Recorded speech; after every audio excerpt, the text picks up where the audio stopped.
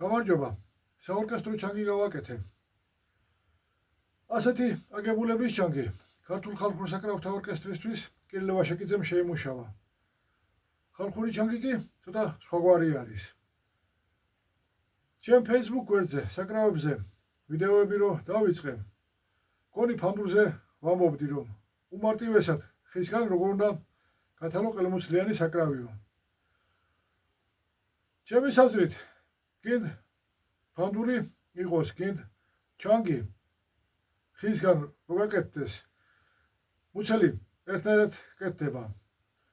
და რა კი ჩანგზე ვსაუბრობ, ჩანგზე ვიტყვი, რომ ხით უმარტივესად როგორ უნდა გავაკეთოთ საკრავის მუცელი. მუცელი რა კი ამოსაგულია, უპრიანია რომ მორის შუაზე გავხეთქოთ. გარედან კი კანის გაცლაც ყოფნის. შემდეგ ამ ამოგულულ ნახევარმორს ზევიდან ფიცარს დავაკრავთ, ტარს ასწვრივ ჩავამაგრებ და ჩანგის ტანიც მზად არის. ზუსტად ასეთივე მარტივი კონსტრუქციის ჩანგები დღეს სვანეთშია შემორჩენილი. ოღონდ მარტივი კონსტრუქცია არ მიიღოთ ისე, რომ რაღაც ნაკლს გულისხმობ. უბრალოდ ისე არის გაკეთებული, რა თქმა უნდა, საუკუნეების განმავლობაში შეიცვალა, ცოტა სხვაგვარად ამაგრებენ უკვე ტარს. მაგრამ ისევე რომ მარტივად ვამბობ ხოლმე, რომ ხალხური ჩანგის მუცელი ნახევარმორია. ამ ჩანგის მუცელი კი მართკუთხედია, ხედავთ.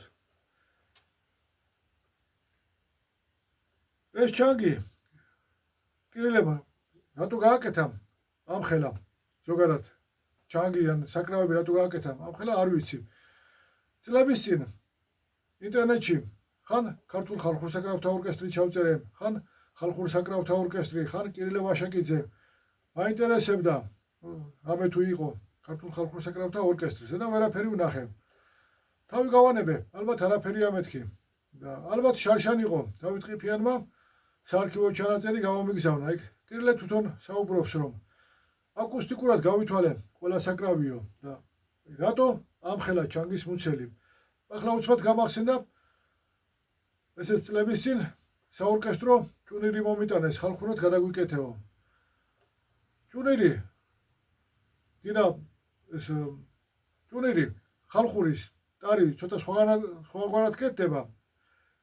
საორკესტრო ჭუნირის ტარი სხვაგვარად. მუცელი გინდ საორკესტრო იყოს, გინდ ხალხური ერთნაირია. იმ მუცლის დიამეტრი 260 მმ იყო, სიმაღლე 120 მმ. ან ჭუნირი რატო ამ ხელა? ზოგადად საკრავები რო აკუსტიკურად გავითვალეო რო ამბობს რა იყო იქ, როგორ გაითვალა, კარგი იქნებოდა რომ კილე შევხედული და პირადად მესაუბრა, მაგრამ რა ვქნათ, რაც გვაქვს, იმით ხემძღვანელობ. და რატომ ამ ხელა? ალბათ ამ ხელა იყო საჭირო, არ ვიცი. ეს ჩანგი გავაკეთე ძველი ჩანგის მიხედვით. ვითხოვე ერთ პიროვნებას აქვს ზომები გადმოვიხაზე და მასალაც იგივე გავაკეთე, როგორც ის ჩანგი იყო გაკეთებული. მოდი ჯერ ზომებს გეტყვით. სიგრძე, მუცლის სიგრძე 520 მმ-ია, სიგანე და სიმაღლე 120 მმ, 120 მმ-ზე. ტარის სიმაღლე 690 მმ. პირისპიცარი, მართებული იქნება პირისპიცარი უწოდოთ. წიფელი არის. ჩემ მხარეს ესეც წიფელი, ძირიც წიფელია. ტარიც წიფელი არის. ზევიდან ნაძვია დაწებებული. ან ასე რატო გააკეთეს, ეგეც არ ვიცი. ხალხურ ჩანგს ნახევარმორს თუ ზევიდან თავფიცარი აქვს დაწებებული და სიმები იმ თავფიცარზეა დამაგრებული. აქ ფიცარი გულშია ჩამაგრებული და მართებული იქნება გულის ფიცარი უწოდოთ იმას. გულის ფიცარზე ჯორაკია დაწებებული. აჩვენებთ, გამოჩნდება ალბათ.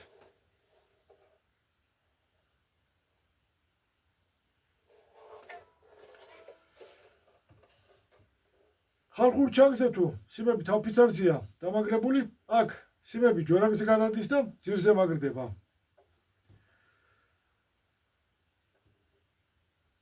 ეს ჩანგი 15 სიმიანია. რა თქმა უნდა, ის ჩანგის 15 სიმიანი იყო და ამიტომ 15 სიმიანი გავაკეთე. თუმცა ამ ხელავე, რა თქმა უნდა, ზუსტად ამ ხელა არის თუ არა, არ ვიცი, მაგრამ სავარაუდოდ ამ ხელავეა. შორიდან ვნახე, ვერ გავზომე ეს ჩანგი. მაგრამ იყო 20 სიმიანი ჩანგიც. ალბათ ის დახელოვნებული მეჩანგეებისთვის არის, რადგან ვაკი ამ ხელა არის ჩანგი და 20 სიმი აქვს. უფრო ახლო არის სიმები და უფრო რთული დასაკრავია. 15 სიმი ალბათ საკმარისია ორკესტრში დასაკრავად. თორემ საკმარისი რო არ იყოს, მეც სიმს გავაკეთებდნენ. ჩანგი რო გავაკეთე სიმები აუბი, პირობითად მოვმართე მე-15 სიმი და დო ბგერა მივიღე. დიდი ოქტავის დო 130.8 ჰერცია. თუმცა მე ერთი ტონით ავწიე. ეხლა დაახლოებით რეშია აწყობილი. დაიწევდა. კიდევ ზუსტად რე არ იქნება. ხალხური ჩანგი დიატონურია. საორკესტრო ჩანგი კი ქრომატიული. მარტივად რო აგიხსნათ, დიატონური რას ნიშნავს და ქრომატიული რას ნიშნავს. პიანინო ყველა მეცით ხომ? დიატონური არის მხოლოდ თეთრ კლავიშებზე რო დაუკრათ. და ქრომატიული თეთრი კლავიშების და შავი კლავიშების. ანუ ხალხური ჩანგის ბგერები რომ მივიღოთ, ძალიან მარტივად რო აგიხსნათ, კიდევ ვიმეორებ. ხალხური ჩანგის ბგერები რომ მივიღოთ, მხოლოდ თეთრი კლავიშები უნდა დაუკრათ და საორკესტრო ჩანგის ბგერები რომ მივიღოთ, თეთრის და შავის, ანუ რა კლავიშებიც აქვს. პიანოს, კინ ფორტეპიანოს ის ყველა ბგერა არის აქ.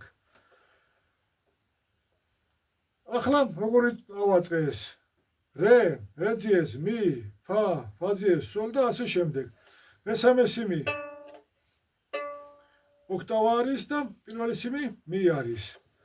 სიმები სხვადასხვა დიამეტრის არის, ყველა ერთი სისქის არ არის. რა თქმა უნდა, თანათან ყველა სიმი არ იცვლება.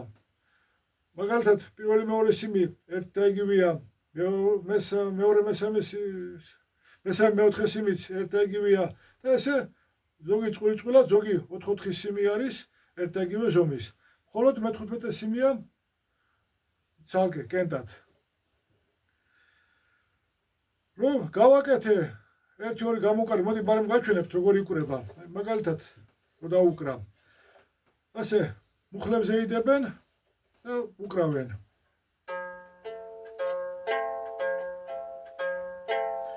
ან პირიქითაც შეიძლება მაგალითად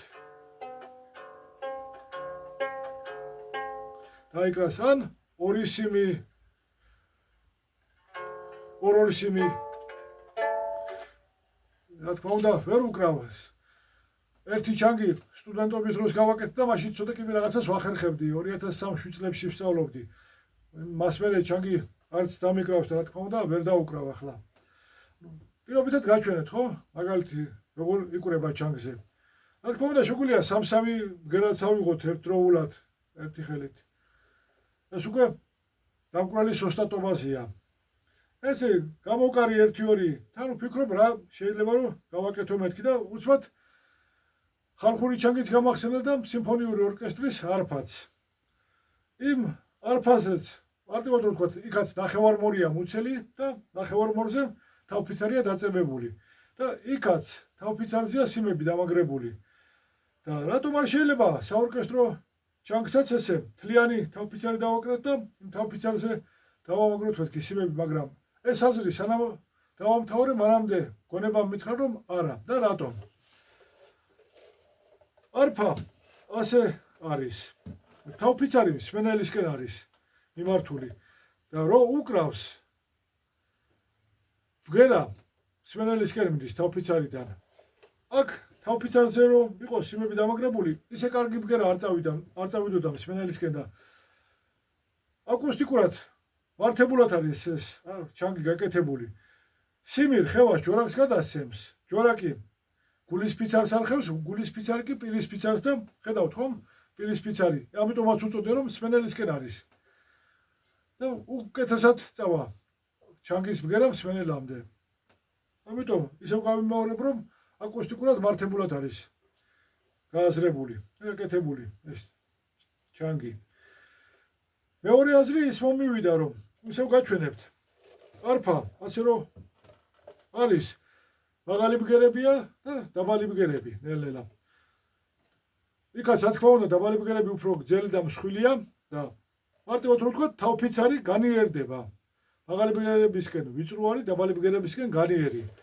და ჩანგის რო გაკეთდეს მეთქი ასე. მაგალითად იგივე დავტოვოთ 120 მმ დაბალი ბგერებისკენ და მაგალითად 140 მმ იყოს პირის ფიცარი სიგანე. კი, შეგვიძლია ვთქვათ ესეც გაგანიერდეს მუცელი, მაგრამ მხოლოდ მაგალითად პირის ფიცარი რო იყოს უფრო ფართე, ეგრეთ შეიძლება. აკუსტიკურად მართებულია, რომ დაბალი ბგერებისკენ უფრო დიდი უნდა იყოს. დაბალი ბგერები უკეთესად გააძლიეროს. ეგებ კირილემ მოსინჯა ესეთი ჩანგიც. გააკეთეს, არ ვიცი. გააკეთეს თუ არა, მაგრამ რა კი, ასეთი გააკეთა. მეც ასეთი ის ჩანგი, რა თქმა უნდა, კირილეს ნახაზებით იქნებოდა გაკეთებული და რა კი, ასეთი იყო, მეც ასე გავაკეთებ. არ ვიცი. განიერი დაბალი ბგერებისკენ განიერი მუცლით გავაკეთებ თუ არა ჩანგს. ეგებ როდისმე მოვსინჯო, გავაკეთო კიდეც. რა ვიცი, ნახოთ, რას შევცვლი ამას.